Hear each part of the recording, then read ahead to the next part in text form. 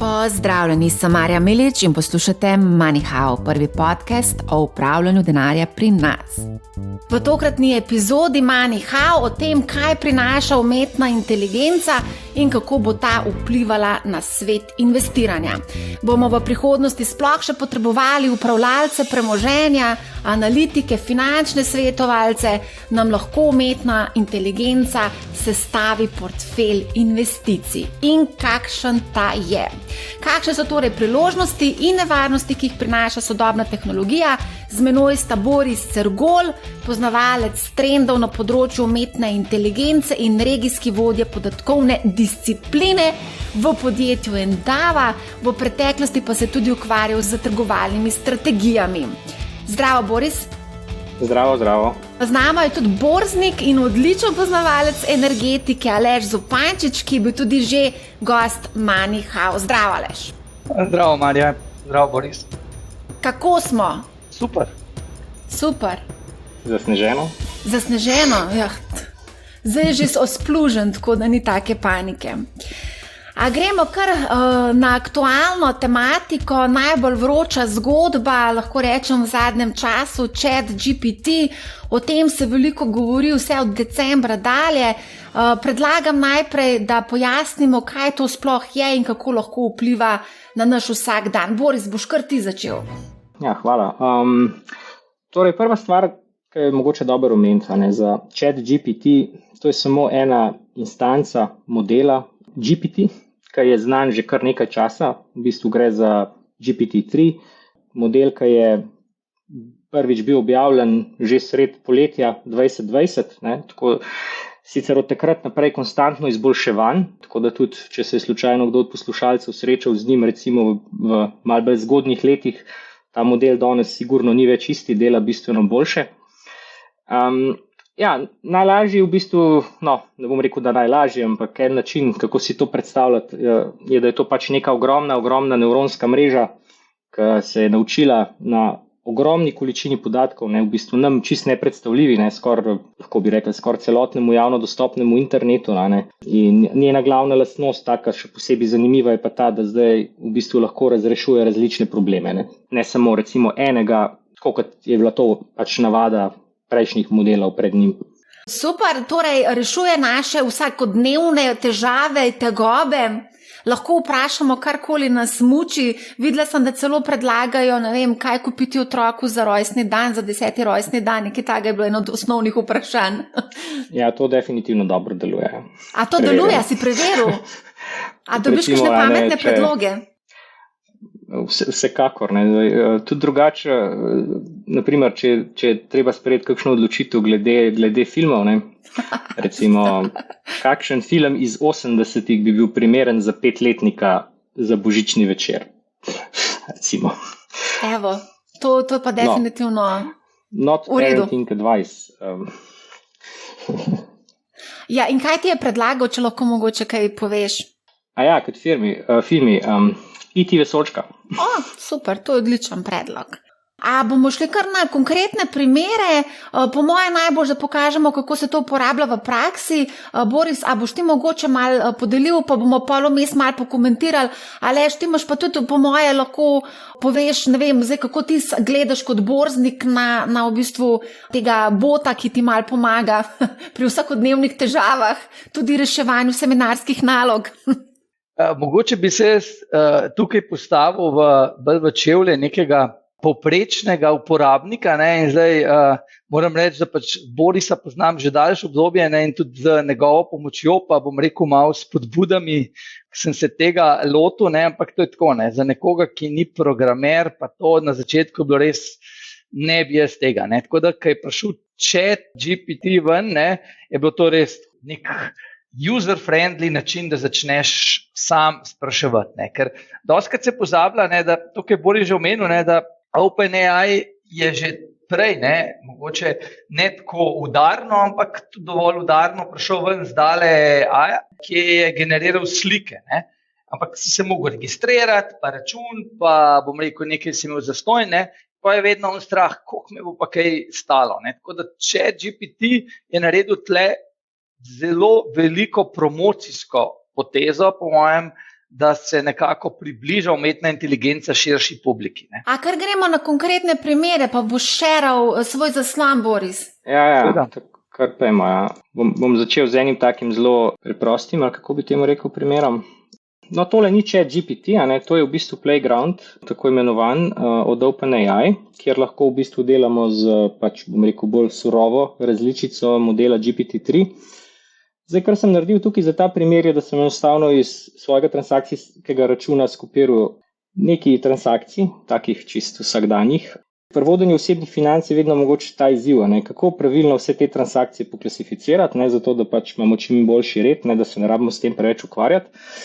Tudi recimo dosti sodobnih bank se s tem ukvarja in podobno. In to je lahko kar tak tečen problem, zahteva dosti označevanja podatkov, dosti enega dopolnjevanja in tako naprej. No, recimo zdaj en tak čisto osnoven primer, kako mi lahko z modelom GPT-3 si tukaj pomagamo. Recimo tole je ukaz, torej povemo mu, da imamo seznam enih bančnih transakcij narejenih v Sloveniji in pol mu damo nalogo, klasificira vsako od teh transakcij, pa še to dodamo, zdaj kadar lahko, potem še poklasificiri podkategorijo, pa en primer mu dam, kako naj to zgleda. No in potem kliknemo submit in se začne dogajati ta klasifikacija. Zdaj lahko na hitrico gremo pogledati, kako je bila uspešna. Dober, dvigi na bankomatih, to bi že tako pričakovali, da bi šlo. Za Špar pravilno ugotovi, kaj je lekarna, kaj imamo, drogerija. Mogoče je zanimivo, recimo za Pikapolonico, Pikapolonica ve nekako, da je trgovina z igračem. Zdaj, a to ve tako iz konteksta, ker je videl stvari na internetu ali je sklepu iz imena, ne vemo, ampak to že tako deluje precej v redu. Tudi recimo za neke take slovenske posebnosti, television license, mislim tako. To bi recimo pričakoval, da bo treba na roko označiti, pa ni potrebno. In recimo tukaj je en tak primer, kako bi si lahko naredili en tak programček zelo enostavno, ki bi nam klasificiral takele transakcije. Še do nedavnega je bilo to en tak kar resen orang projekt, ki se ga posamezniki sami tipično ne plotevali, ampak bolj kakšne banke. Lahko grem zdaj na naslednji primer, tudi ta pa zdaj malo iz retail finančnega sveta. Recimo tukaj sem vzel en transkript earnings calla za Endavo, torej podjetje, kjer delam, za prvi kvartal tekočega finančnega leta, in zdaj vidimo, da je kar nekaj tega teksta. Torej za občutek to še vse gre v tole okno, ki ga ima kontekstualno okno, ki ga ima GPT-3, torej koliko, mislim, da je 4000 tokenov lahko damo. No in recimo zdaj, ko imamo enkrat ta tekst, mu lahko postavljamo vprašanja v zvezi s tem ali pa dajemo navodila. Recimo lahko bi dal, naj naredi SWOT analizo za podjetje, vsaj na podlagi te vsebine, tega transkripta. Zdaj, če bi šli gledati, mislim, da so kar prepoznane take stvari, ki so tudi dejansko v reportu. Lahko pa tudi, postavljamo čisto specifična vprašanja, pa mu rečemo recimo, what was the company revenue in this financial quarter. Mogoče tisto, kar se mi zdi pomembno, da poslušalci v bistvu tega odnesejo. Preveč se ta trenutek govori o tem, kako te modeli fantazirajo, kako si izmišljujejo stvari, njihova bolj smiselna in smotrna uporaba je kot en način, kako mi lahko dobimo noter neke inpute, ki so nestrukturirani v obliki jezika in potem te inpute prevedemo v nekaj, kar je uporabno. Torej, model sicer vmes še vedno uporablja malo te svoje kreativnosti oziroma poznavanja konteksta stvari, zato da pride do tega, kar želimo, ampak ne gre pa zdaj, da bi si iz ničle nekaj izmišljeval. Ok, to pa v bistvu zdaj, ko si prikazal to razvrščanje po kategorijah, tukaj lahko stopaš na prste mogoče kakšnim ponudnikom, ki to zdaj ponujajo in to plačljivo storitev. Mislim, to je narava umetne inteligence. S tem je nekako se treba sprijazniti, kakršnakoli taka servisna storitev, ki v bistvu je prinašala vrednost v času, ko teh modelov še ni bilo, se v eni točki je treba narediti reevaluacijo. Seveda nobenemu od teh ponudnikov nič ne prepričuje, ne, da ne bi svoje storitve še izboljšal, tudi z uporabo takih modelov, ne, kjer je to smotrno. Ne. Kaj se pa ti misliš o tem, Aleš? Jaz bom rekel, da je to korak naprej. Ko dobiš neko novo orodje, ne, zakaj ga ne bi uporabil. Ne. In absolutno bo to ne omejevalo obstoječih ponudnikov, ampak bo nekako izboljšalo neke stvari. Ne.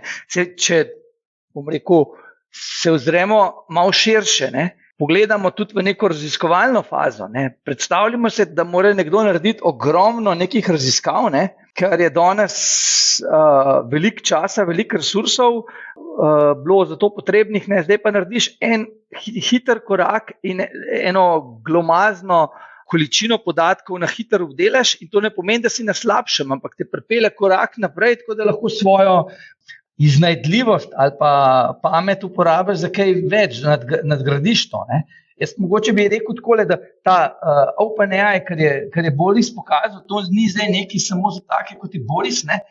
Jaz sem tle tu čist konkretno vprašal, da ne z lista 15 dogodkov v zadnjih 3 letih, ki je najbolj vplivalo na dnevni premik delnice Tesla. Ne. In potem bom rekel, najbolj pozitivno, logično je bilo rekordni četrtletni dobički, potem za 6,5% in na drugem mestu je bilo, ko je bilo objavljeno, da je Elon Musk najbogatejši človek na svetu, je 5,5%, a to je pravilno sklepanje ali ne, to ne bom nič rekel, ne. In bom pozitivno je tudi pač vplival, ko so znižali stroške za model 3. Negativni premiki so bili pa, bom rekel, največji negativni premik, ki ga je umetna inteligenca je, da je delnica padla po tweetu Muska za 7,2%, ampak žal ni napisal, kakšen je bil ta tweet. Ne.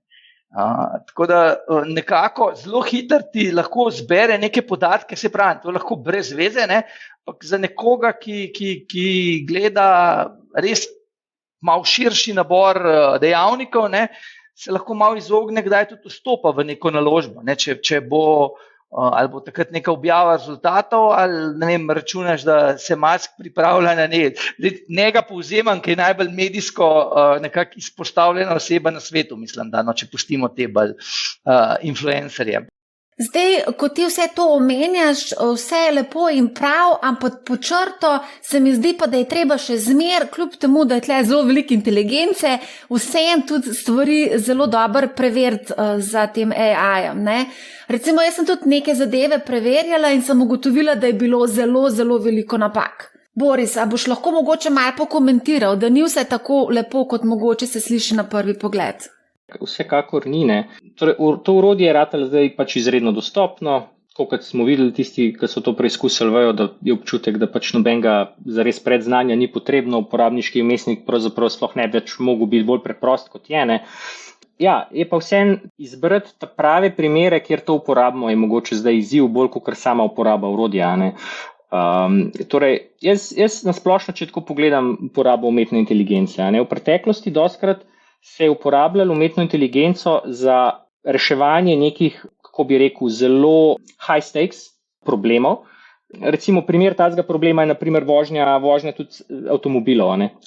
Ker recimo to je ena taka stvar, kjer naredimo eno napako in je lahko konc, ne. Ali pa tudi recimo, ne vem, cel ta use case uporaba algoritmov za odločanje, katero naložbo bomo kupili ali ne, spet, ne, napačna odločitev ima lahko res katastrofalne posledice, ne. Torej, jaz mislim, da ta trenutek še vedno te high stakes primeri uporabe niso zares primerni, ampak lahko največ vrednosti potegnemo ven, ko si v bistvu poenostavimo nek proces, po možnosti kaj, ne vem, tacga tečnega, kar itak ne bi hoteli delati, ne, in kjer mi lahko tudi sami dosti enostavno evaluiramo, a je to, kar smo dobili ven, prav ali ni. Ne. Recimo, ne vem, konec koncev primer tole, kar sem dal prej, klasifikacija teh transakcij, ne, okay, če ti je narobe poklasificiral, mislim, a bo to zdaj zelo bolel, pač itak so ljudje navajeni, da morajo te stvari ročno malo poeditirati, zato da res deluje, če uporabljajo kakšen tak software, plus če vidiš, da je narobe klasificiranje, je evidentno, ne, da je napaka narejena. Ne. To je recimo tudi razlog, zakaj so postali ti generatorji slik iz teksta tako popularni. Ne? Zato, ker tam pač ti zgenerira sliko, takoj vidiš, ali ti je všeč, ali ti ni všeč, če ti ni všeč, če kaj narobe, sam ponovno stisneš gumb in ponoviš. Ne? Torej, v bistvu, treba je po mojem razmišljati, kje vse imamo take primere, kjer je sprejemljivo to, da si v 5 do 10% pač narediš nekaj narobe, ne? Ampak zato, ker si pa 90% opravil neko delo, ki ti ga zdaj ni več treba, ne? Je pa še vedno v bistvu ful velik plus. Ne? Zdaj, mogoče bi bilo tudi koristno tukaj povedati oziroma izpostaviti za vse tiste, ki mogoče še niso testirali to igračko v navednicah, da so zajeti podatki le do leta 2021. Se pravi, to ni real time, to se ne dogaja, ni sposoben ta AI v bistvu skomunicirati dogodke, današnje dogodke. Ne? Ja, tako je. Verjamem, da Boris jih pozna še dosti več drugih ponudnikov, ne, ampak z relativno preprostim, bom rekel, pregledom po netu, ne, manj kot 5 minut, ne, sem jaz prišel še do ene parih drugih orodij. Naprimer, ChatSonic uporablja ChatGPT plus Google. Ne, in mogoče samo ena taka zelo preprosta primerjava. Ne, če bi ChatGPT vprašal, kdo je zmagal na svetovnem prvenstvu v nogometu, saj do nedavnega tega ni vedel, ne, pa mislim, da če se učil, tudi ni mogel zdaj vedeti, ChatSonic ti mirno odgovori. Ne. Tako da tudi, ko primerjaš odgovore, že nekako se integrira v sedanjost. Je pa res, da pač znanje, ki ga je pa pridobil, je pa še vedno iz tistega obdobja. No, zdaj pa Boris, verjetno boš bolj strokovno.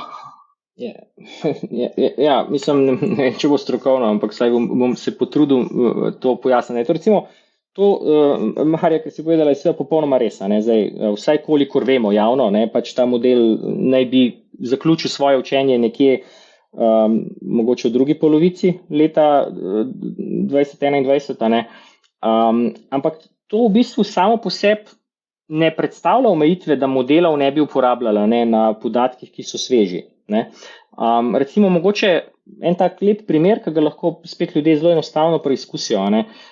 Recimo, tle imamo en alternativni brskalnik, ki v bistvu temelji na teh jezikovnih modelih in mi mu recimo postavimo neko vprašanje, ne vem, a se bo kdo od vaju spomnil kakšen dogodek zdaj iz bližnje preteklosti. Vstop Hrvaške v Schengen oziroma v evroobmočje. Sorry, to mi dim pada zdaj na pamet. Mogoče samo, dokrat zdaj čakamo, se že nekaj dogaja? Sicer tle je uporabil prihodnik, ampak je pa mislim, da izbral ta prav datum, plus, v bistvu kar ta model naredi, da za ta odgovor nas poveže z enim naborom virov, tako da potem lahko tudi preverimo, a je ta podatek, ki nam ga je serviral, resničen, na podoben način, kot to naredimo na Google. In v bistvu tle pač modeli uporabljajo ta kontekst, ki ga imajo, to razumevanje, če temu tako rečemo, jezika, pridobljenega iz učenja na vseh teh podatkih, ampak to lahko pol uporabljajo zato, da nam odgovarjajo tudi na vprašanja iz tekočih zadev, vkolikor jih povežemo z ustreznimi sistemi. Pa v bistvu ta rešitev je veliko bolj, recimo, bom rekla, advanced kot pa ChatGPT, glede na to, da je povezan tudi z Googlem in da lahko črpa aktualne podatke. To je presenetljivo enostavno narediti. V bistvu, kako te stvari delujejo. En pojem je, ki ga moram pojasniti, pa je mogoče malo bolj tehnični, in sicer to je semantično iskanje. V bistvu, dajmo si tako predstavljati. Semantični prostor, si predstavljate en tak prostor, kjer sta dva teksta skupaj, če sta si vsebinsko podobna. Torej, ne rabita imeti ful preseka v ključnih besedah, ampak govorita recimo o cirka isti zadevi. No in kako pol te modeli delujejo? V bistvu oni vzamejo nek korpus besedila, ga razrežejo na majhne koščke in te koščke vložijo v ta prostor. Potem recimo pa pride user, ki ima neko vprašanje. In mi ta vprašanje tudi vložimo v ta prostor in poiščemo, kateri so tisti koščki, ki so že v prostoru, ki so nekako vsebinsko povezani z tem vprašanjem, ki ga je uporabnik zastavil. No in potem, ko imamo teh par koščkov, gremo šele v jezikovni model in mi nanizamo tako lahko si predstavljamo, kot tole okno, ki smo ga imeli. tle noter nanizamo in koščke, ki smo jih najdeli, da so vsebinsko relevantni, in porabnikovo vprašanje, in potem naložimo modelu, da odgovori na to vprašanje z uporabo teh relevantnih koščkov. In v bistvu na tak način, pa tle res ni, mislim, vsaka od teh operacij, ki sem jo tle omenil, te vložitve v ta prostor in te prostori, to je vse lepo zdefiniran in zelo enostavno in poceni za narediti. Tako da jaz ne bi niti rekel, da je model, ki doda zraven temu, kar imamo v ChatGPT, še to komponento, da je to zdaj neki zelo bolj sofisticiran sistem. V resnici je še vedno tista glavnina zahtevnosti in računske moči je še vedno skrita v samem modelu. To, da mi zdaj delamo neke povezave, pa ga uporabljamo na drugačne načine, je tako bolj nek dodatek na vrhu torte. Ali kaj. Mogoče bi jaz se vrnil malo nazaj, pa bi nekako pokazal na enem primeru, ki bi znal biti uporaben, kako odgovarja OpenAI vezano na strukturiranje portfolija in obenem prikaže še vse probleme, ki se s tem pojavijo. No? Mislim, da smo to v zadnjem času vsi tipkali pa preverjali, kako sestaviti portfelj. No, evo tako. In vprašanje je bilo, da naj sestavi portfelj iz 5 ETF-ov, ki so UCITS compliant. Zakaj ne? Da pač jih lahko kupimo tukaj, ki naj bi imeli tudi nek najvišji Sharpe ratio. Zdaj, ali imajo ali nimajo, če pogledamo, kaj je ven vrgu je Emerging Market Fund, S&P 500, MSCI World, potem Global Infrastructure, pa Global Aggregate Bond ETF. Tako na prvi pogled bi rekel, make sense. Zdaj, in potem ga jaz naprej vprašam, če lahko doda še uteži. Zdaj, da je dal posod 20%, mislim, da to ni glih ta prava razmerja, ampak da vidimo. In potem nadaljujemo, če bi bilo donosno, da se doda tudi neki drugi asset razredi, tle sem navedel kot commodities, currencies, crypto itd. In če je tako, če jih doda. In evo, gledamo zlomka, doda ETF za Euro currency, potem Deutsche Bank Commodity Index Tracking Fund, pa še, bom rekel, ker smo govorili o ETF-ih, še 2 ETF-a, enega, ki sledi Ethereumu, pa enega, ki sledi Bitcoinu. No, zdaj pa pogledamo naprej, damo novo navodilo, da iz vseh teh 9 naredi 100% težje. In na prvi pogled pogledaš, ok, se bo v redu in greš ročno seštet in umetna inteligenca sešteje ti namesto 100%, 110%. In sem napisal, da je na robe seštev in da naj popravi. In potem je popravil in je spremenil teži. Tako da je zelo plastičen primer tega. Ampak če bi pogledal, sprave se k strukturiranju portfelja, da tole narediš, rabiš 2 minuti in dobiš takle izdelek z malo feedbacka, se mi zdi, da je super display. A lahko sem nekaj, tlele moramo dodati nekaj. Manjka starost, nagnjenost k tveganju, manjka tvoje preostalo premoženje, veliko stvari manjka. Veliko stvari manjka. Če mu postaviš v ChatGPT vprašanje, ti bo odgovoril zelo generično, da je odvisno od tvoje situacije, premoženja itd., ampak ne boš nič ne dobiš. Ko greš pa v OpenAI, v Playground, jaz v bistvu mu nisem rekel, da naj pogleda moje premoženje. Osnovno navodilo je bilo, da naj sestavi portfelj iz 5 ETF-ov, če se vrnemo. To je bil ne za nekoga, ampak če smo do sem prišli, mislim, da ko se tak vprašalnik reši, lahko nekomu zelo pospeši ta proces. Ali pa če se to implementira na neko stran. Da to ni prvo vprašanje, to je verjetno, 5., 10., ampak ko prideš do 5., 10., se ne matraš sam z, bazo in čim in mu daš še bolj natančno navodilo in ti pomaga. Se pravi, ti se v bistvu pogovarjaš z nekim finančnim svetovalcem na tak način. Ti prideš k nekomu na posvet, in da tako sprašuješ in dobivaš potem tlele v bistvu praktično takoj v bistvu odgovore. Takoj. In tudi hitrost je dosti večja tle na OpenAI-u kot pa na... To je isto, samo to je na Playgroundu, to ni na chatu. ene par stvari za dodati. Mogoče tako, začetni disclaimer. Don't do this at home, ne? Ja, Saj veš, da to bojo šli vsi delati zdaj, Ja. no? Na lastno odgovornost, ne? To ni bil finančni nasvet. Ne, to Ali je pa bil dobro. primer. Ja, dober primer je le zato, ker mislim, da se lahko pogovorimo o ene parih še teh, kako bi rekel, prepričanjih, ne, v zvezi s temi modeli, ne. Ok, mogoče bom najprej rekel tako, kako bi lahko izboljšali ta proces, ne. Recimo, jaz sem si vzel malo časa, pa sem poiskal ene par teh investment outlookov od teh velikih investicijskih bank. Sicer potem nisem dal vseh noter, ne, da ne vse skupaj preveč trajal, dal sem od Goldman Sachsa, od JP Morgana pa od BlackRocka, se mi zdi. Izbrano tako čist od vrha navzdol, pa izločil sem une, ker so imeli preveč strani. Tako da, recimo, ne, kaj sem zdaj s tem naredil, a ne? Torej, ja, zdaj bomo šli malo na kodo, I guess.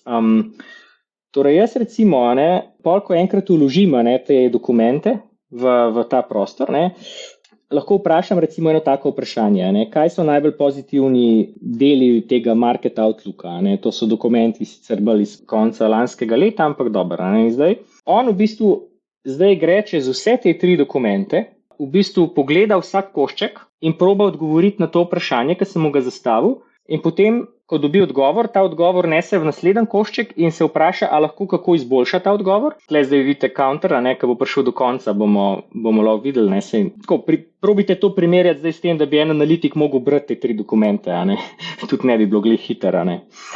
Na koncu, ne, bomo v bistvu dobili odgovor, ki bo povzel vse to, kar se je dal najti v teh 3 dokumentih na podlagi tega vprašanja, ne. To sicer bom tako rekel, nekaj stane, ne? To bo malo več stalo, kot to, kar je Aleš omenil, ne, par centov, mogoče par dolarjev, ne, zato ker v bistvu tle ne gre on, da pogleda samo en dokument, ampak gre čez celega, čez vsako stran pogleda, ne. Dajmo še malo. To je tisto, ne glede na to, v katerih časih so, vedno čakaš nekaj, da računalnik naredi do konca, ne. Tako da, evo, ne, zdaj je on to naredil in potem mu samo še rečemo, da ne sprinta, ne. Tako da v bistvu tole, a ne, je, kar je pobral ven iz vsega tega, a ne. Se pravi, v bistvu naredil nek summary, v bistvu povzetek. V bistvu se je osredotočil na pozitivne stvari, torej recimo temu, ne, na priložnosti, recimo Europe weathering the energy crisis well. To je recimo ena stvar, ki so jo pač vključili v tem outlooku. China likely to experience an acceleration in activity. Skratka, nič od tega si ni on nafantaziral. To je povzetek iz teh 3 dokumentov, ne. Lahko damo še tole, ne, še negativno stran, ne. Zakaj, ne? Zato, ker pa res lahko gremo v ChatGPT, ne, in ga vprašamo, ne, na podlagi te trenutne situacije, kaj je pozitivno, pa kaj je negativno, a ne. Kakšen portfelj bi morda bil smiselen v smislu naložbenih razredov, geografske izpostavljenosti na to situacijo, taka, kot je iz teh investicijskih reportov, a ne. In to še vedno se jaz ne bi na to zanesel, pa dejansko sprejemal kakšnih odločitev, ampak je pa lahko, kako bi rekel, lahko je dobro izhodišče ljudem za premislek. Lahko morda tudi zgenerira, a ne, kakšno, ne vem, recimo nekoga opomni, ne, ampak vseeno, recimo na Kitajskem se to dogaja, mogoče je pač nekdo ni pozornosti posvečal temu in tle mu tudi da lahko interpretacijo, mogoče kaj potencialno zdaj s tem vedenjem lahko naredi in potem, če gre za nekega strokovnjaka, ne, itak sam potem ugotovi iz tega nasveta, a to pije vodo ali ne. Tako da, bolj vidim, a ne, potem take primere uporabe, a ne, ko gre, a ne, mi vzamemo eno znanje, ga prevedemo s temi modeli v neki in potem nam to pomaga pri odločanju, a ne. Evo, še čisto majčken, pa bomo še za negativno dobili. Ampak pod črto še zmeraj moraš imeti enega analitika na Goldman Sachsu, ki napiše to poročilo. Dobro, to so javno dostopni, a ne, dokumenti, ne. No, so, ampak se pravim, nekdo je mogel to napisati. Ja, zdaj pa samo jaz tole skupiral, a ne. Torej, jaz mu bom zdaj dal pozitivno, pa negativno mu bom dal skupaj, a ne. Zdaj ga bom pa še vprašal, ne, what sort of portfolio would work well if the above market insights are correct. Tole bom zdaj vzel in bom skopiral kar v chat GPT, ne. Takole sem napisal, ne. Torej, v bistvu to sta ta dva povzetka, positive part of market outlook, the negative part of market outlook, what sort of portfolio. Evo, zdaj pa pišem. No, zdaj smo prvič v živo, ne, to govorimo o chat GPT, ampak nismo ga dobre pol ure oziroma še malo več smo se vizualno z njim zrečali, ne. Ti si bil vse prej playground, ne? Ja, evo. Tle je pa zdaj malo bolj politično korekten prevod, ne, tega, kar se dogaja, ne. Boris, a lahko to skopiraš pa daš v playground? Isto vprašanje. To zna Ja, biti seveda. zanimivo, zaradi tega, ker tlele v bistvu dosti generičen nasvet, no. Ja, Danes sem ga kar precejkrat slišala, diverzifikacija je ključna, globalno razpršeno. Aha, zdaj pa že tlele piše. Aha, evo. Evo, fixed income, cash, stocks and alternative investments such as real estate, commodities and gold. Pa ti pojasne, zakaj rabiš fixed income, stocks would provide a potential, aha, še za dividende ti Daj omenja. bom ga vprašati, which sectors might be interesting under this? Assumption, ok, wow, evo, zdaj ti je zelo konkurenten. Ampak dobro, spet ti našteje cel kup enih teh, technology, healthcare, energy and financial service. Aleš, a se strinjaš s tem ti kot borznik? Kaj boš rekel? Kaj bom rekel, ne? Da zdaj smo se srečali z eno stvarjo, ne, ki sem jo mogoče bolj za na konec hotel prihraniti, ampak se mi zdi, da je zdaj zelo aktualna, ne. Kdo bo prosperiral v času umetne inteligence? Tisti, ki bo znal postavljati dobra vprašanja. Sem Pa res. vam bom, ker bolj, ko vprašanje postaviš, ne, pa vam bom dal tudi en ta konkreten nasvet, pa imam spet iz borznih vod, pa ven skočil, ne. Če greste na chat GPT, ne, jaz niti nisem vedel, da obstaja ta storitev, ne, da ti naredijo povzetke knjig, ne. To bo Marja mogoče bolj mi je povedala, jaz pa sem bil tle neveden, ne, in sem začel spraševati za posamezne knjige, ne. In ko začneš spraševati za povzetke, chat GPT ti naredi povzetek. Potem, ko ga vprašaš, ne, daj mi, ne vem, top 15 advicev, ne, a je to z neke biznis knjige, a je to z neke drugačne knjige, bo napisal, da je to model umetne inteligence, bla, bla, bla. Potem mu daš vprašanje, daj mi 15 tipsov in ti jih lepo napiše in še argumentira, zakaj so dobri. Tako da, če si želite, ne vem, kakšno knjigo, ki je starejše narave od 2021, ne, pa je, bom rekel, kakšen bestseller, no, kaj drugega niti nisem šel gledati, zelo dober, saj jaz sem pri 4-5 knjigah to preveril, moram reči, da dosti boljši povzetek napisal, kot ga bi sam, pa tudi ponovno me spomnil na neke stvari, ki sem jih že pozabil iz teh knjig. Ne. Tako da to je ena izmed najbolj uporabnih zadev, ker mislim, da vsak mu korist, ne, vsak ima nek svoj filt, ne, ki ga zanima, ne. Ni to zdaj za leposlovje, ne, je pa za te knjige How to do it in podobno, ne, vrhunsko. Ja, a lahko sem tukaj dodam eno zadevo. Obstaja cel kup nekih aplikacij plačljivih, ki ti v bistvu delajo te povzetke. In te aplikacije lahko stane tudi po 100 evrov. Imaš cel kup enih knjigor, imaš tudi audio knjige, povzetke, skratka, res je tega zelo veliko, ampak vprašanje je, kako bojo te v bistvu aplikacije funkcionirale v prihodnosti in zaračunavale 70 ali pa 100 evrov na letni ravni, če imaš ti možnost v bistvu en povzetek knjige dobiti v bistvu brezplačno na enem takmu AI-ju, ne? Ja, sej mogoče tlele bi bilo dobro dodati še ta del. Tudi recimo tole, kar se mi zdaj pogovarjamo, ne. Transkripcije, ne, jezika in prevajanje so tudi kar naenkrat postale, tudi po zaslugi OpenAI, neprimerno bolj dostopne, kot so bile včasih, ne.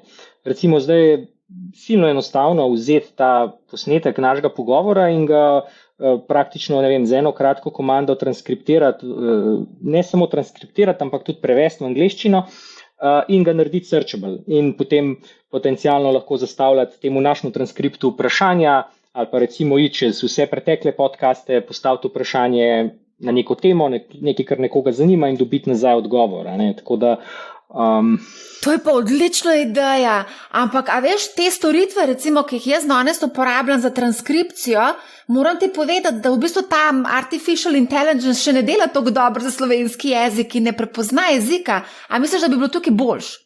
Mislim, jaz sem preveril, sem vzel en svoj intervju izpred parih let in deluje super. No. Definitivno dovolj dober, da se lahko komot razume, o čem gre debata. Ne. Zdaj tu pa tam jasno bo kakšna beseda, tudi mogoče po zaslugi moje čudne izgovorjave. Ne. Tudi recimo zanimivo je, ne, da lahko govoriš v 2 jezikih, ne, pa še vedno lepo dobiš smiselen angleški prevod nazaj. Ne. Recimo jaz dosti tujk uporabljam, ne, tako kot večina ljudi na tem področju, pa so potem transkripti zelo koristni, mislim, zelo uporabni. Ne. Deluje zelo preprosto. No, Boris mi nekaj poslal uporabo in dejansko deluje. No. A res, to moram pa jaz danes testirati. Tako da tudi recimo to je fajn potem za konec koncev tudi internacionalizacijo kakšnih vsebin, ker zdaj smo dostikrat pač na račun slovenščine smo pač ujeti, ne, mislim na en tak dost majhen krog ljudi, ne. Kar ima sicer tudi pač negativne plati lahko, ne, zdaj, če bom jaz recimo danes izjavil kakšno neumnost, ne, te algoritmi me bodo imeli za večno napisanega, ne, da sem pač to izjavil in bo searchable in boš lahko napisal noter, what's the most idiotic thing that Boris ever said in his career, in evo, prvi rezultat. Ojoj. Imaš prednosti in to je definitivno tudi ena slabost. A to lahko zbrišeš, kako se ve, mogoče neumno vprašanje, ampak ne moreš. Za večno zapisano v tem. Tako je, ne. Tako da so kar naenkrat so ratali ti podcasti in javna pojavljanja malo bolj high stakes. Se pravi, moraš paziti, kaj govoriš. A lahko mogoče sam še to me je danes prešinilo, ko sem malo razmišljala o današnji debati, kako pa je z anonimnostjo?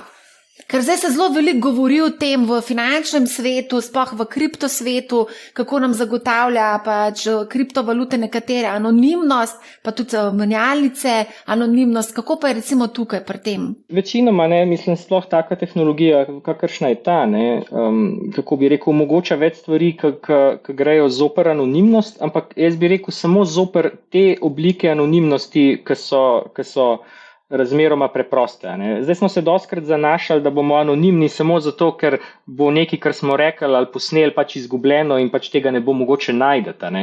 Samo to pomeni, da je to še vedno bilo tam zunaj in zdaj pač vse stvari, ki so tam zunaj, so postale bolj enostavno dosegljive. Zdaj, če nismo bili pazljivi in ne vem, no, recimo, ne, če smo šli v javnost ven, ne, pa tako kot zdaj na temule podcastu se snemala, ne, potem pač bodo algoritmi z lahkoto naredili face recognition, mogoče tudi kmalu voice recognition, sumarizirali to, kar smo povedali in tako naprej. Ne. Tako da seveda se potem lahko pač da zahtevek, da se kaj umakne dol iz YouTubea in podobno, ampak Skratka, moraš prej razmišljati, a naprej, da greš v kakršnokoli zgodbo. Ampak dajmo vzeti iz drugega zornega kota, ne, kako pa lahko ta tehnologija pomaga k anonimnosti. Ne. Zdaj, recimo, smo tik pred tem, oziroma bi to pravzaprav že lahko počela, ne, da bi jaz se tukaj pojavil ne kot jaz, ne, ampak recimo v obliki nekega avatarja, ne, če bi hotel skrivati svojo identiteto. Ne.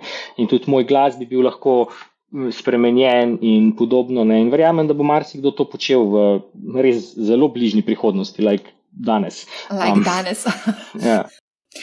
Smo eno vprašanje dobili od Jana, kateri del kapitalskih trgov menite, da bodo modeli, kot jih vidimo, trenutno najbolj spremenili, izboljšali, disruptirali? Zanimivo vprašanje. Bom najprej za začetek tako povedal moje stališče.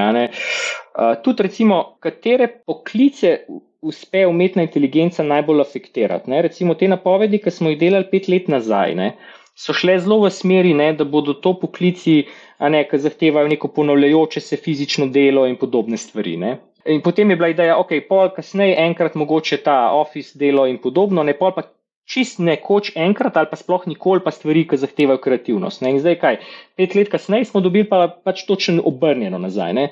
Pač en velik del teh stvari, ki smo jih smatrali za kreativne, ne, so v tem dejansko te modeli, ki znajo fantazirati najboljši. Ne.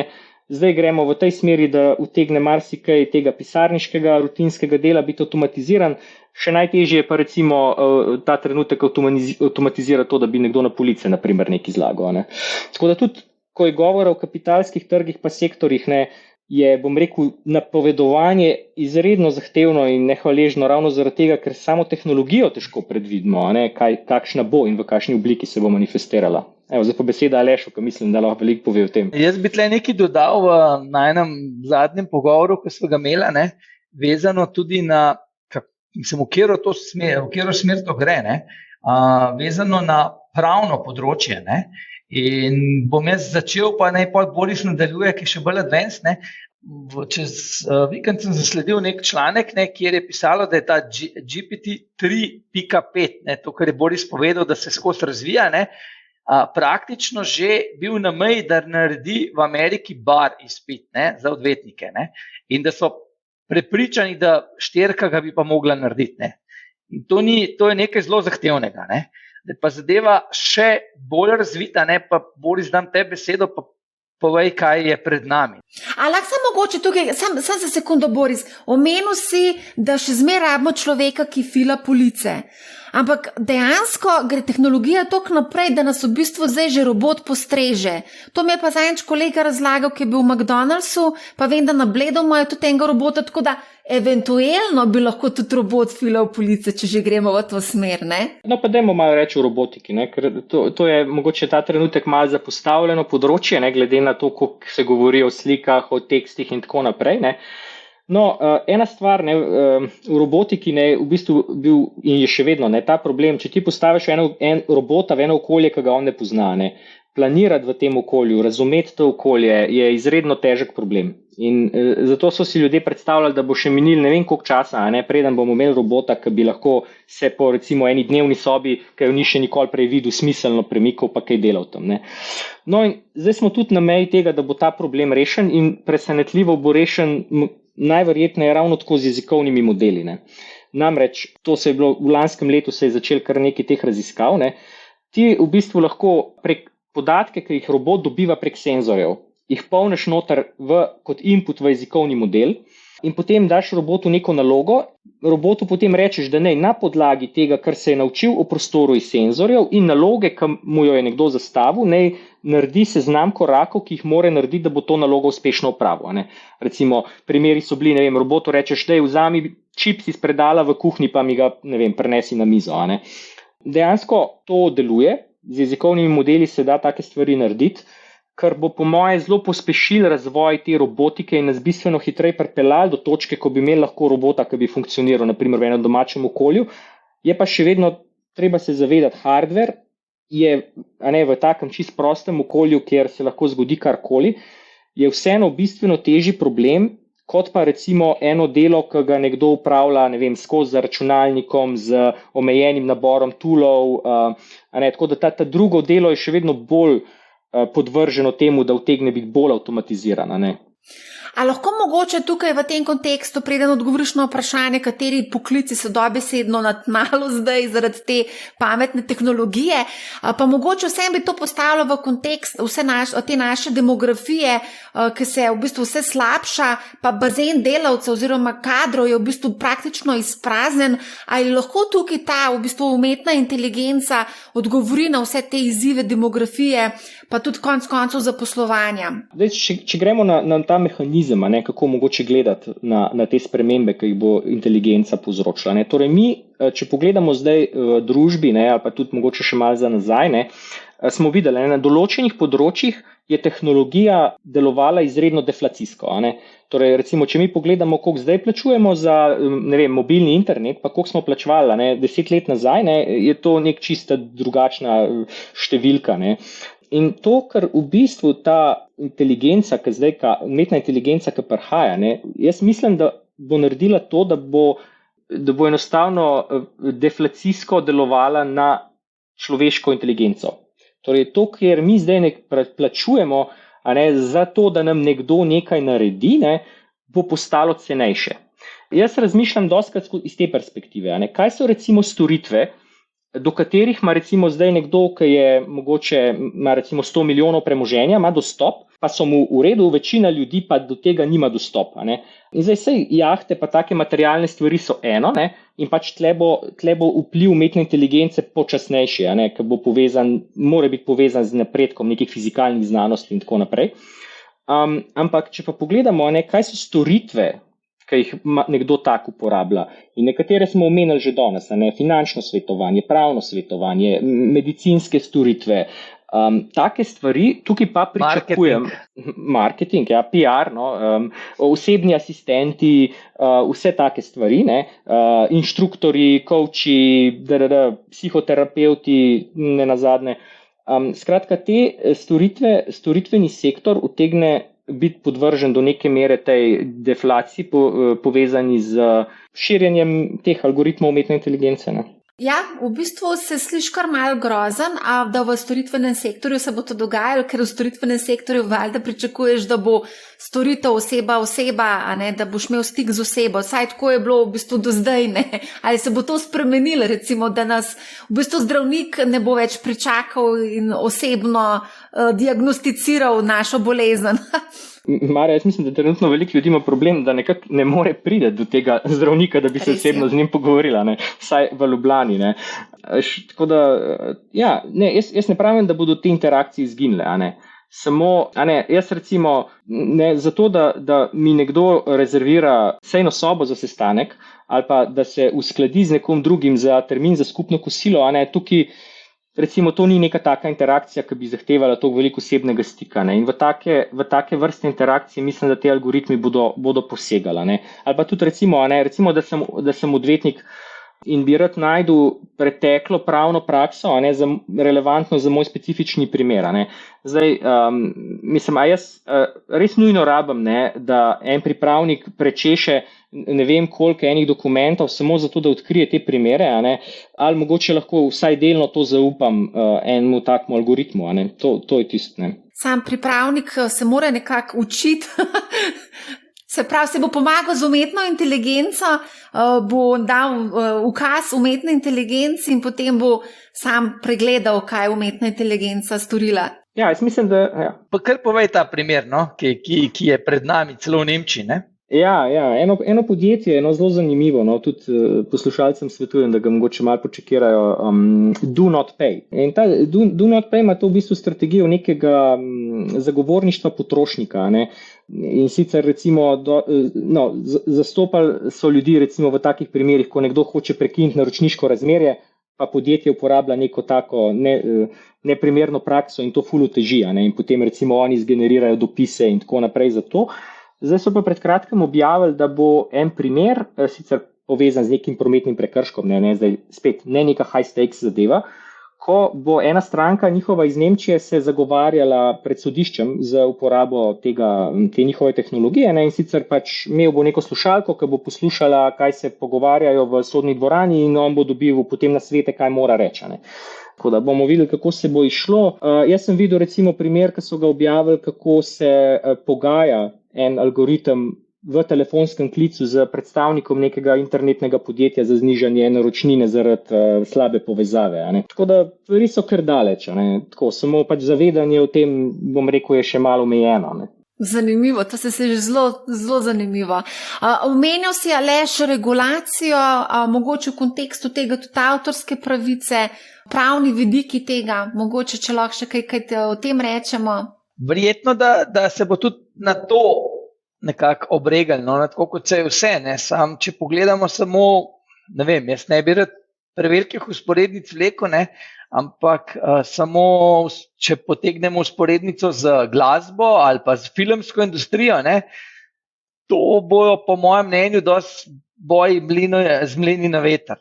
Se verjetno bo nekako šlo, verjetno bo neko odškodnino, kot mogoče te avtorske pravice za glasbo, ki se predvaja na radijskih postajah ali pa kakorkoli že, na nekih dogodkih, na nek podoben način se bo to verjetno, ne vem, si predstavljam, da bi se lahko rešilo, ampak da bi pa to ustavili umetno inteligenco, si pa težko predstavljam, ker mi zdaj govorimo samo o, bom rekel, enem vidiku.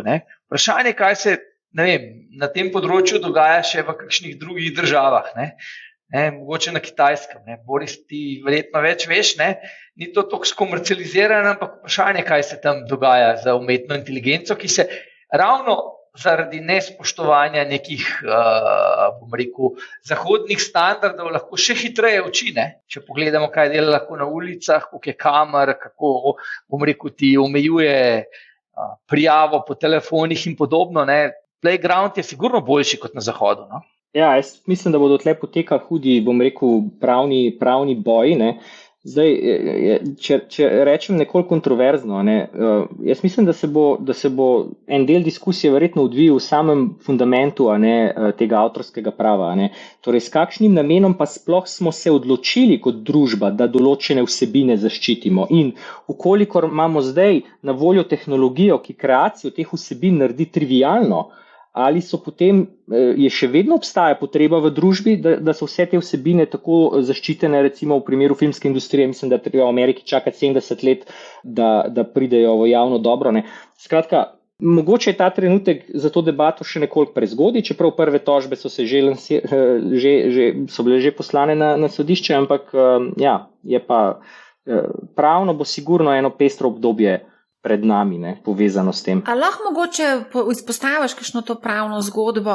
Trenutno se največ govori o 2 tožbah. Mislim, da so obe tožbi bile vložene z skupine, nekako iste skupine ljudi, istih skupine odvetnikov.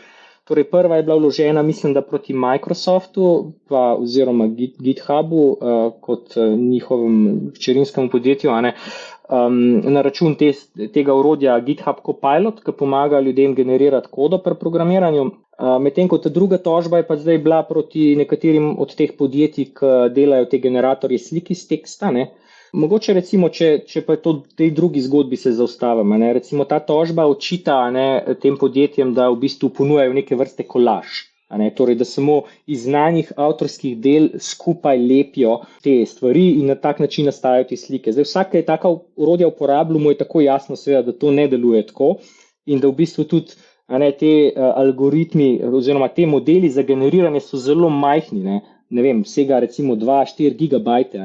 Sploh po nikakršni logiki v teh 4 gigabajte ne moramo spraviti vseh umetniških slik, ki so kdaj nastala na svetu. To je pač čisti nonsens. V resnici, kar se dogaja, je, da ti algoritmi pač, ko vidijo dovolj teh del, ustvarijo znotraj te svoje velike nevronske mreže neko reprezentacijo konceptov, ki se pojavljajo v teh delih in seveda potem lahko te koncepte uporabimo za to, da generiramo nova umetniška dela. Podobno, kot to ljudje delajo na nek način. To sem pa nekje zasledila eno zgodbo, kako je en ustvaril otroško slikanico in je potem v bistvu nekako s pomočjo te umetne inteligence sestavil to knjigico in potem so se ljudje, ne vem točno kje, najprej so ga zelo hvalili, potem so pa začeli, da gre za krajo. Kaj že ravno omenjaš, pa mislim, da imam takole dosti pri roki, lahko mogoče nalepam v komentarje, kar konkreten produkt, ki to dela. Meni je zelo všečno, sicer sam še nisem preizkusil, ampak sem videl pa, kako načeloma deluje. Reče se Story Wizard. Zdaj je recimo to mogoče, da damo par fotografij, ne vem, svojega otroka, naprimer, potem se zgenerira model, ki ga lahko replicira in potem ga lahko vstavljamo v zgodbice, ki so seveda tudi generirane. Ja, in tukaj spet pridemo do enega produkta, ki je zdaj kar precej uspešen pri nas v Sloveniji in mogoče ravno zaradi te personalizacije, ki si jo lahko tle v bistvu ustvariš sam, mogoče lahko utrpiti škodo podjetje, Marja, jaz mislim pa, da ne, ker da ne. Pa bom povedal, zakaj ne. Lep primer je, kako smo ljudje včasih, ko smo, bom rekel, mlajši se tega ne bodo spomnili, slike, ki si jih ustvaril, si jih mogel nesti razviti in si jih dal v album. Kvaliteta teh slik je bila po mojem vsaka, ne vem, peta, da sigurno malo slabša, če ne še kaj hujšega, ampak vsem si to naredil. Zdaj imamo pa v telefonu posod teh slik in je vedno neka muka, da te slike spraviš, pa da bi jih sprintal, ker se jih pogledaš. Ampak album si vzel, si pogledal, še zdaj ne vem.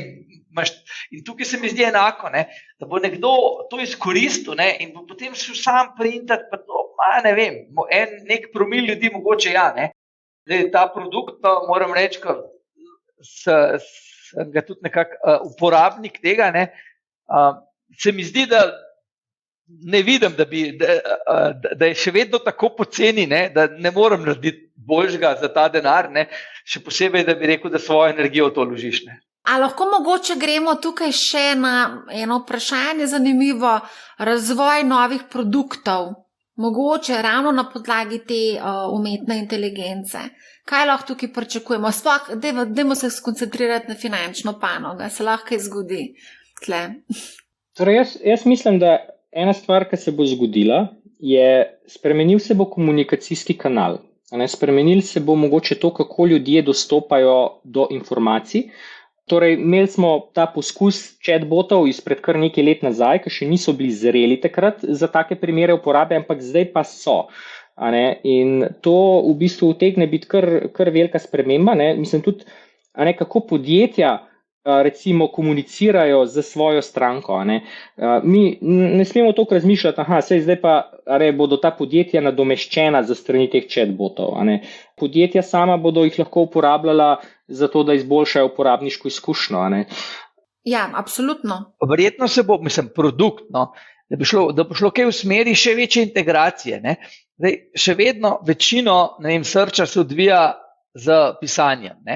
Ko bo to govorni search napredoval, in ko boš dal navodila, pripravi mi tak in tak poročilo ali pa kaj želel bi to videti, boš dobil customizirane produkte, ki ne bodo kaj veliko, praktično nič dodatnega stroška ne bo in bo, lahko identičen portfelj, če bi mi tri imeli identičen portfelj, ampak bi naredil poročilo enega za Marijo, enega za Borisa, enega za mene, na način, kot je vsakmu od nas najljubše. Se pravi, da se personalizira v bistvu to poročilo, ali kako? Naprimer, to tako, kar sem se na hitro spomnil, ali pa še kakšna druga reakcija. A pa misliš, da je možno, da se bojo znižali stroški zaradi ravno tega, te umetne inteligence? Mislim, da ja. Stroški trgovanja ali pa upravljanje premoženja, svetovanja, to bo... Ne, jaz mislim, da če bomo prišli do stopnje, pa to je bolj vprašanje, kdaj kot pa kaj drugega, da bojo se znižali stroški slabih investicij, ker danes kdo je največji sovražnik naših naložbenih rezultatov? Mi sami. Ko bo znala ta umetna inteligenca nekako nagovoriti naše strahove, naše impulzivne reakcije, mislim, da bo tam največji prihranek. Za posamezen portfelj, ker največ napak se naredi, ko človek, odreagira prehitro, preveč čustveno, ne glede na stopnjo izobrazbe. To je res, ja, ampak čustva bomo lahko dali na stran. Borza je igra čustev, pohlep in pa prestrašenost, strah. Jaz mislim, da tako, kar se tiče borze in pohlepa, ena stvar, ki mislim, da tehnologija jo bo imela ta vpliv na to, je povečana volatilnost. Tako da v smislu, tudi danes se pogovarjamo o nekateri sektorji. Če se začnejo dogajati neke spremembe, ki afektirajo veliko število sektorjev in so razmeroma nepredvidljive, ena stvar, ki bo verjetno rezultirala, je pač enostavno večja volatilnost. Bi pa mogoče ker se mi zdi, da smo prej eno nit pustili nezavezano, pa bi mogoče sam skočil mečkaj nazaj. Aleš je prej dal tale primera, ki je v bistvu algoritem probu seštevati v težine, pa je na koncu zračunal, da je 110% v portfelju. Torej, ena stvar, ki jo treba tle vedeti pri teh modelih, je, da dejansko so slabi v aritmetiki. To ni zdaj neka skrivnost. In veliko ljudi zdaj navaja, recimo, take primere, to, kar je Aleš, kar se mu je zgodilo, to navaja kot, ne rabimo skrbeti, lejte, še zračunati ne zna prav stvari, je pa to izredno rešljiv problem. In mogoče bi sam demonstriral na enem osnovnem primeru, kako se tako stvar lahko reši, pa mislim, da bo tudi en tak dober uvid v to, kaj nam utegnejo te stvari prenesti v bližnji prihodnosti. Vmes bom sam na hitro tole komentiral, recimo zgodbo dveh podjetij in njihovega odziva na te spremembe, Shutterstock pa Getty Images. Torej, Getty Images je zelo hitro, zelo kategorično zavrnil uporabo AI generiranih slik, torej tam od avgusta naprej cena delnice ni šla tudi v najboljši smeri. Po drugi strani, Shutterstock, ki je v bistvu v popolnoma enaki dejavnosti, se je povezal z OpenAI v partnerstvo in pač ponujajo DALL-E 2, kot eno od storitev in pa tako, sicer ni bilo super, ampak se tudi drugot na trgih ni bilo čudovito. Po tem intermezzu se pa zdaj bi vrnil na to. Tle imam en preprost primer. Zdaj, mi lahko vzamemo GPT-3 in njemu kot input podamo neke lastnosti, ki jih mi vemo o njem, zato ker smo ga preučevali in jih poznamo. A ne? In to lahko v bistvu kar napišemo v neke vrste navodilo. A ne? Tle ga imam napisanega, ti si GPT-3 in ne gre ti matematika, lahko dela sicer osnovno matematiko, pa veliko stvari si zapomniš, ampak če pa hočemo od tebe neke kompleksne kalkulacije, ki jih človek ne bi znal narediti v glavi, pa ti pač ne bo šlo. Ne. Tudi imaš to tendenco, ne, da si kar neke stvari izmišljuješ, ki so napačne, pa zmedete tudi to, kater je trenutni datum pa čas. Ne. In zdaj smo te priklopili na Python 3 jedro, ki lahko izvaja kodo, in če ti nekdo daje en problem matematični, ki misliš, da ga ne bo znal rešiti, potem ga samo pač daš v to Python jedro, ne, ta izvajalnik kode in gre. Ne. Moram stisniti run. Zdaj bomo videli, ne, recimo, vprašanje, ne, lahko ga vprašam nekaj zelo preprostega, ne, recimo, what is 1 plus 2, in je odgovoril. In zdaj je v bistvu odgovoril sam, ne, ker taka preprosta matematika mu gre. Ne. Ampak recimo, če ga pa vprašam nekaj bolj zapletenega, what is, potem pa ena številka zelo dolga plus še ena zelo dolga številka. Ne. No in zdaj, kaj se zgodi? Ne? Gremo v nek tak debug mode, kjer v bistvu pokažemo, ne, kaj se dogaja v backendu, ne? In tle on gre, takoj začne evaluating code. Ne? Torej to sam prepozna kot problem, za katerega bo rabil pomoč zunanjo, in gre in napiše Python kodo, ki je v tem primeru zelo preprosta, print prva številka plus druga številka in postreže z odgovorom, ki ga je dobil kot rezultat izvedbe te kode. Ravno tako, ne, recimo, tudi če ga vprašamo kaj v povezavi z datumi, ne, recimo on which date was last Wednesday. Tukaj bo tudi šel boj, uvozil bo knjižnico, ki ti pove, kaj jo rabiš za datum in čas, a ne, pogledal bo, kater datum je danes, napisal bo kodo, a ne, last Wednesday je danes minus trenutni datum, a ne, in postreže spet s rezultatom, a ne. Ki je sicer, mislim, da v tem primeru napačen. Ok, no, se zgodi, ni perfekten. Lahko ga tudi vprašamo kakšne bolj komplicirane stvari, ne. Hočem ti le to povedati, ne. Veliko se govori v umetni inteligenci, a ne, o tej neurosimbolični dualnosti, a ne. Torej, kaj to pomeni, ne? Eni ljudje verjamejo, da v bistvu to, da lahko umetno inteligenco razrešimo samo na podlagi nekega simbolnega računanja, a ne. Recimo, primer simbolnega računanja bi bilo nek optimizator portfelja, na primer, a ne, ki izvaja neko optimizacijo, da dobi teži, ne. Zdaj se pa tle odpirajo v bistvu vrata, kako lahko mi te nevronske mreže opremimo z nekimi orodji, naprimer izvajalci kode ali pa nekimi pisnimi viri, tako kot sem na začetku našega pogovora demonstriral, in v bistvu naredimo ta model, potem ne več en sam model, ampak sistem, ki je mnogo bolj zmogljiv, a ne, kot pa, če bi ga obravnavali samo kot samega posebej, a ne. Sliši se zelo zanimivo, za marsikoga pa tudi zelo zakomplicirano. Ja, no, res je nekaj na tem, ja. A lahko sam jaz notri vskočim, ne, v to, kar je zdaj uporabljal Boris, ne, ta replit, ne, je pač notri tudi nek tečaj, ne, za Python, ne, tudi za take kot sem jaz, ne, totalne analfabete, ne, in lahko povem, da po 17 dneh, ne, se človek nauči sprogramirati igro, ne vem, kamen, škarje in papir, ne, na način, da ti zgenerira dva igralca sta, kdo je zmagal glede na posamezne inpute, ki jih dajaš, ne. Je zelo dober način, ne, da to kodo se uporabi in potem je tam zelo lepo, ne, in copy-paste, ne, še enkrat za take, ki in to ni blizu, in to identično kodo lahko skopiraš not, ali pa kar not v Playground daš navodilo, ne, naredi mi kodo za to, ne, in če imaš malo občutka, kje je prišlo do kakšne napake, lahko tudi ti popraviš, ne, ampak za take, bom rekel, relativno preproste zadeve se lahko hitro človek nauči, no. Se strinjam s tabo, a lahko mogoče gremo še malo nazaj na borzo, na trgovanje, aktivno, pasivno. Pri pasivnem dobro vemo, da ne potrebuješ veliko ljudi, angažma velikega števila ljudi. Vzameš pač indeks, ga našravboš portfelj, da sledi temu indeksu in to je to. Kako pa je za uporabo umetne inteligence pri aktivnem trgovanju? A jo lahko uporabimo? Bom jaz začel.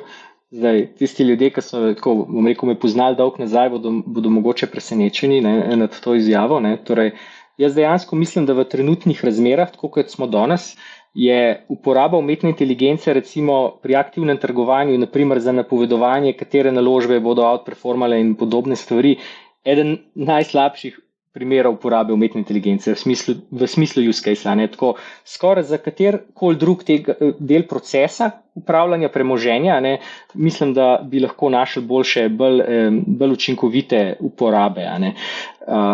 Tako da, zdaj, kaj pa je razlog? Mislim, da je predvsem v tem, da tu imamo upravka z enim primerom, kot sem že prej rekel, je high stakes, napake so drage lahko, zelo. Imamo upravka z nekim trgom, kjer je ogromno šuma, pa relativno malo signala, in imamo tudi trg, kjer v bistvu vsi igralci rešujejo zelo podoben problem, vendar nimajo pa vsi istih podatkov. Torej, veliko je takih, ki imajo podatke, do katerih ostali dostopa nimajo. In je tak nehvaležen setting za reševanje tega z algoritmi. Ne pravim sicer, da se to ne da. Tle bolj govorim recimo za stališča mogoče ene manjše upravljalske družbe ali pa celo posameznika. Večje inštitucije, ki po možnosti tiste, ki pa imajo še posebej dodatne dostope do zelo specifičnih podatkovnih virov, je pa potem mogoče nekoliko drugačna zgodba.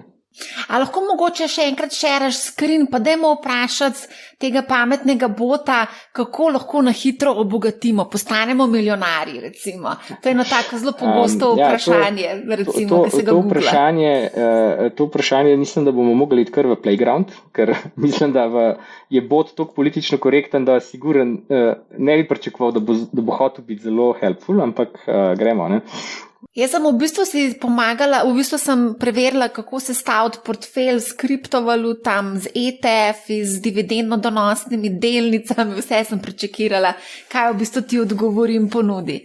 Zanimivi odgovori.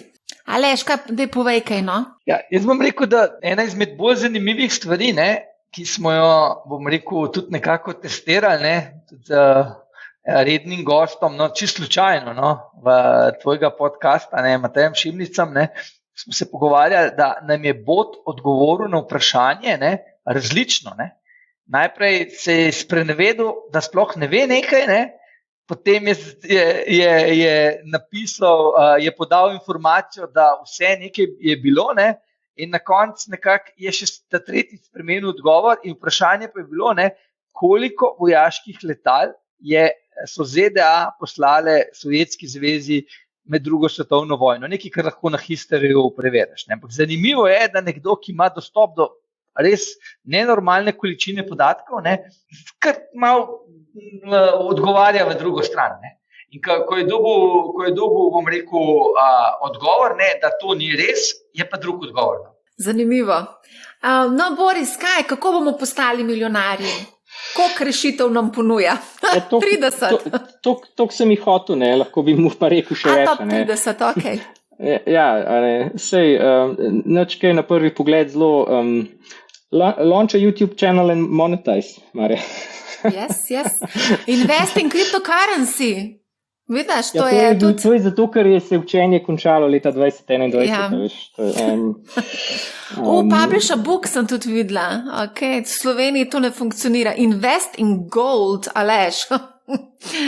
Kaj pa vem, katerega leta bi mogel investirati, da bi postal milijonar? Pogrešam odgovore, ki predpostavljajo, da smo začeli kot milijarderji. Ta bi bil dober, ta bi bil. Ne, ampak recimo, tudi mogoče en komentar pri taki stvari. Tu je en tak setting, tako veliko ljudi uporablja točno na tak način to orodje, kot sem ga jaz zdaj. Eno kratko vprašanje z zelo malo konteksta mu dajo noter in potem vidijo, kaj pride ven. In tako ni nujno, da je kaj zelo pametnega. Dejansko bi mi lahko tle napisali en cel esej naših predpostavk o trgu, o nas samih, o naših preteklih izkušnjah in tako naprej. In mu potem na podlagi tega rekli, da naj pride ven s predlogi, kaj lahko naredimo. Se mi zdi, da če investiramo ta čas, da napišemo dol malo več konteksta, smo dostikrat pri teh modelih nagrajeni z bistveno bolj smiselnimi rezultati.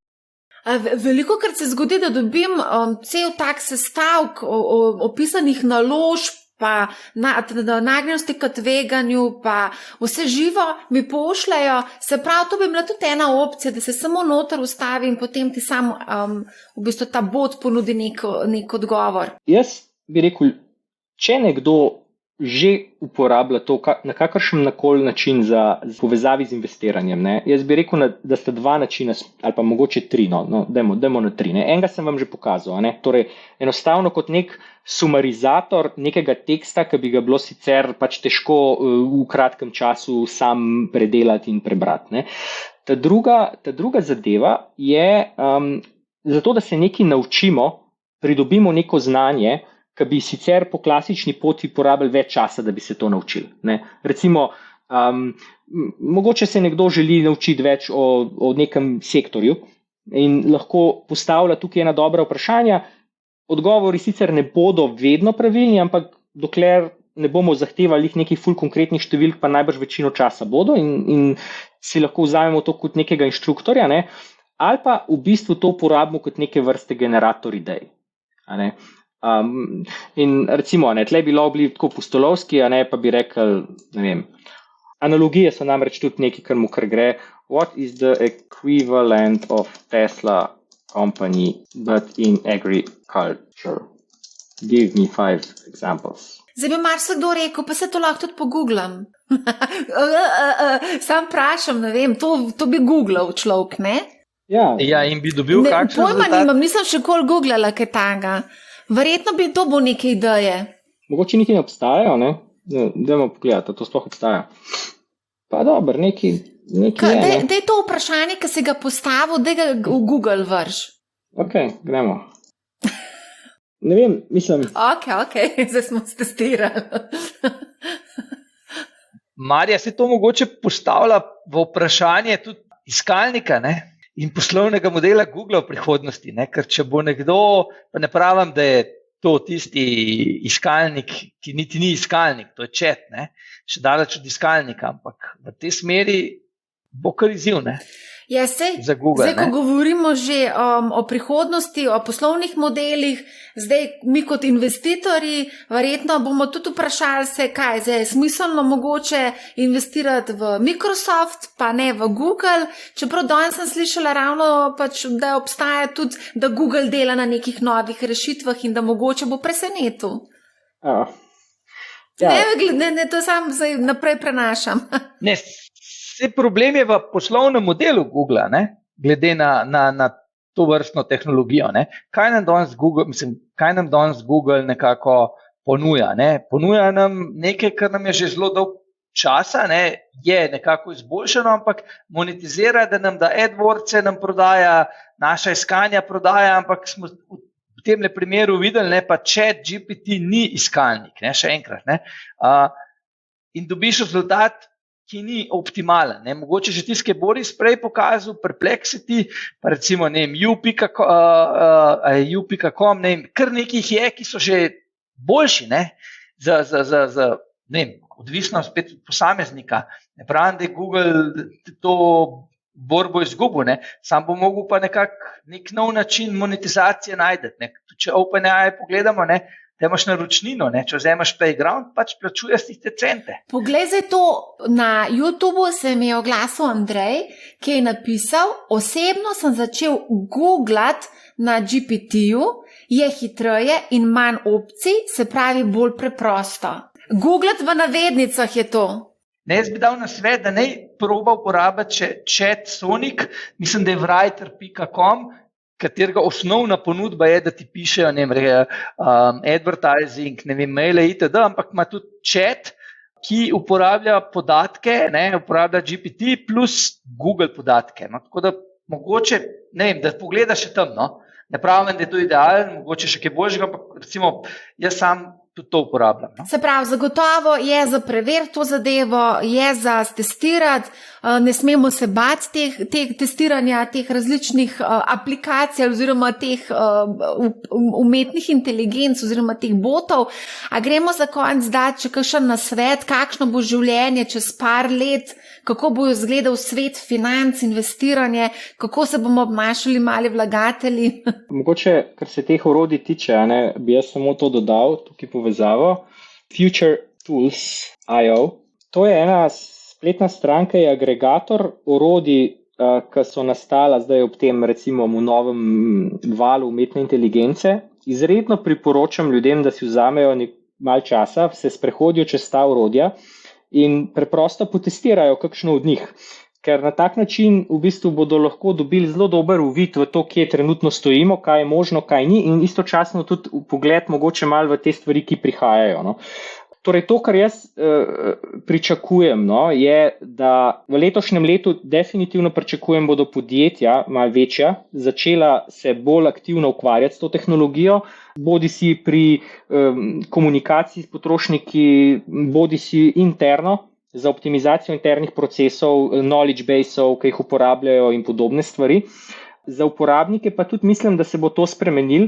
Era, ko v bistvu mi ne bomo nujno šli na spletno stran po neko informacijo, ampak bomo imeli vmes med nami in temi viri informacij nekega koristnega posrednika, asistenta, ki bo v bistvu te informacije v taki obliki, kot jih mi potrebujemo, podajal nam, se bo po moje zgodila. Ne sicer iz danes na jutri, ampak postopoma, ampak verjamem pa, da se bo. Kar nas pa še čaka, po moje v letošnjem letu, glede umetne inteligence, prvo je najverjetneje prihod modela GPT-4, ki mislim, da bo spremenil veliko stvari, in takrat se bomo verjetno kar nekaj časa pogovarjali samo o tem, ko bo predstavljen, ker mislim, da ne bo več toliko daleč stran, bolj govorimo, mislim, da o mesecih, vsaj glede na govorice. Eno zelo zanimivo področje bo tekst v video in tukaj tudi mislim, da lahko trdim, do konca leta bomo videli neverjetne stvari, kako recimo samo iz enega kratkega stavka zgenerirati cele videe, mogoče letos še ne bodo zelo privlačni za videti, ampak bodo pa, Tako da tudi mislim, da ta odgovor za strani Googla utegne biti zanimiv. Če bi gledali njihov doprinos znanstveni na konferencah, bi gotovo lahko trdili, da so prvi na svetu. Zdaj samo verjetno se srečujejo s inovatorjevo dilemo, v kakšni meri pač te stvari, ki jih imajo, pravočasno lansirati na trg. Ampak pričakujem, da so se tudi njihove časovnice glede novih produktov zdaj skrajšale na račun odziva ljudi na ChatGPT. Aleš, boš ti mogoče še kaj dodal? Jaz bi mogoče to dodal, da dejansko, če Google ne zna odgovoriti, kdo pa bo, ker verjamem, da tam je toliko pametnih ljudi, je pač treba sprejeti odločitev glede dodajanja, bi pa rekel sam tok. Tukaj moramo biti, bom rekel, malo te otroške radovednosti več vzeti, pa nekako tisto ni neumnih vprašanj, ker bolj kot bomo znali vprašanja postavljati v tem novodobnem času, boljše odgovore bomo dobivali in hitreje bomo reševali svoje probleme. In to bo verjetno tista, ko bi rekel, competitive advantage. Ker podatkov je ogromno, zdaj smo pa dobili tool, oziroma dobivamo tool, ki bo iz teh podatkov ustvaril neko novo vrednost, dosti hitreje, kot smo bili navajeni v preteklosti. Tole bo še zelo, zelo zanimivo, se mi zdi. Kakšno bo leto, 2024, 2025? Ja, jaz zelo pozorno spremljam, vsake toliko pogledam, pač na Metaculusu, to je en predikcijski trg, tam je postavljeno eno vprašanje, in sicer kdaj bo javno znana oziroma rilisana ta šibka splošna umetna inteligenca, temu rečejo. To pomeni definiranje tako, kar na določenih benchmarkih dovolj splošno lahko pač se odziva. In recimo ta časovnica, na začetku lanskega leta je bila napoved, da povprečna, da to lahko pričakujemo leta 2042, če se ne motim. Zdaj na zadnje, ko sem pogledal, je bila jeseni 2027, tako da v bistvu ta sprememba se je zgodila v roku enega leta.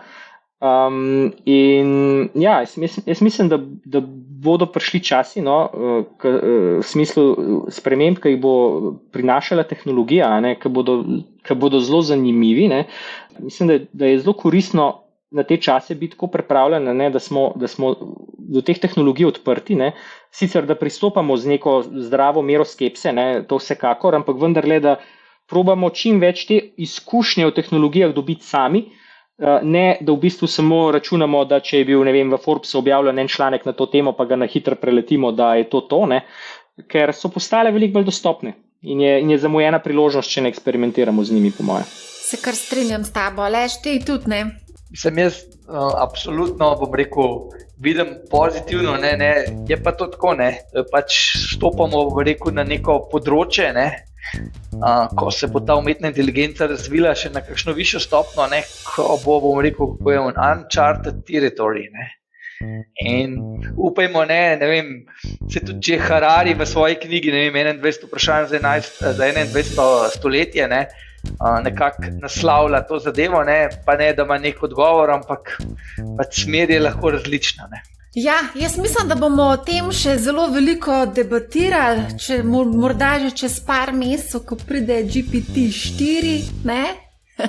Tako da najlepša hvala za enkrat za to debato, za vse te demonstracije v živo, kako v bistvu lahko sestavimo portfelj in vse drugo, ne? Tako da iskrena hvala za res super debato. Hvala za povabilo. Ja, hvala za povabilo. Ja. Hvala tudi vsem, ki nas spremljate. Ne pozabite na dogodek MoneyHow Live, ki se bo odvil 20. aprila. Bomo v živo, ne digitalno oziroma ne preko kakšnih umetne inteligence, ampak se bomo kar v živo srečali. Povezavo objavim v opisu epizode. Poslušajte MoneyHow, ne bo vam žal in lep pozdrav.